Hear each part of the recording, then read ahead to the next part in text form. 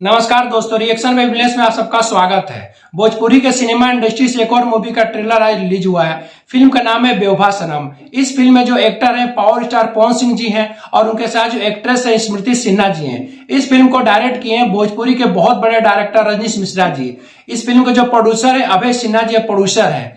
ये फिल्म अगले साल ही रिलीज होने वाली थी, लेकिन कुछ कारणों से नहीं रिलीज हो पाई, क्योंकि ये फिल्म की पूरी शूटिंग लंदन में की गई है। क्योंकि जिस तरह से लोकेशन दिखाया जा रहा है पूरा फिल्म का जो है इंडिया का तो है नहीं, पूरे लंदन में शूट किया गया है, जो काफी कलरफुल काफी अच्छा लग रहा है, सीन काफी अच्छा लग रहा है। लेकिन मैं बात करूं ट्रेलर के बारे में तो ट्रेलर एकदम वाहियात ट्रेलर है।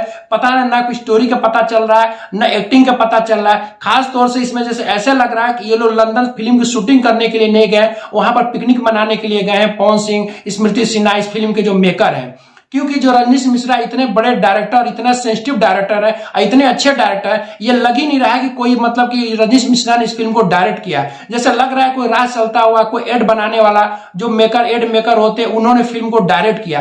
फिल्म की कहानी जो आज से 94-95 की जो कहानियां होती थी, जिस समय जो फिल्म बनती थी सी ग्रेड की फिल्म, एकदम समझ लीजिए कहानी एकदम वैसी है, कोई मतलब नहीं है। अब आप समझ सकते हैं कि इस तरह की कोई कहानी बता सकता है क्या कि इसमें पवन सिंह एक ऐसा रोल निभा रहे हैं जो शादी घर वाले शादी कर देते हैं लेकिन वो शादी नहीं करना चाहते। वो कह रहे हैं कि अभी तो खेलने कूदने की उम्र है, एंजॉय करने की उम्र है, अभी मैं शादी क्यों करूं। लेकिन घर वाले के जोर जबरदस्ती से वो शादी कर लेते हैं, ऐसा ट्रेलर में दिखलाया गया। लेकिन वो पत्नी को लेकर लंदन लेके चले जाते हैं और वहां पर जो गोरी मैम होती है, वहां की जो खूबसूरत लड़कियां उनके चक्कर में पड़ जाते हैं। फिर वहीं से कुछ कांड हो जाता है। फिर एक समय ऐसा आता है कि स्मृति सिन्हा जो उनकी पत्नी है उन्हीं के हाथों एक्सीडेंटल उस लड़की का मर्डर हो जाता है, मतलब कि मर जाती है। अब वो कहानी क्या सिचुएशन बनती है उसमें कि आप देखेंगे ट्रेलर तो ट्रेलर इतना वाहियात इतना खराब है। मैं तो हमेशा से कहता हूं कि पवन सिंह जी को सिर्फ और सिर्फ सिंगिंग करना चाहिए, क्योंकि उनके गले में मां सरस्वती का वास है और सिंगिंग से लोगों का मनोरंजन करते रहिए। जब आपको एक्टिंग नहीं आती तो आप एक्टिंग क्यों करते हैं।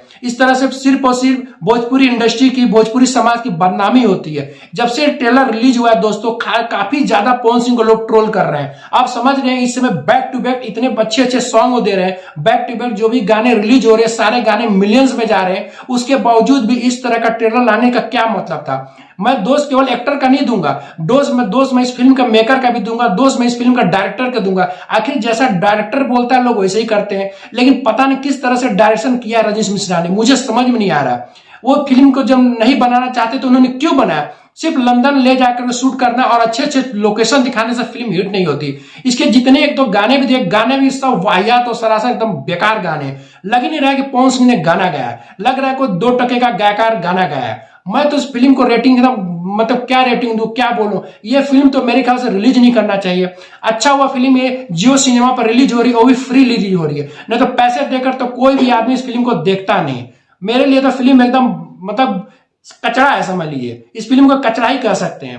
वीडियो देखने के बाद हमारे चैनल को लाइक और सब्सक्राइब जरूर करिएगा। अगले वीडियो में फिर मिलते हैं। नमस्कार।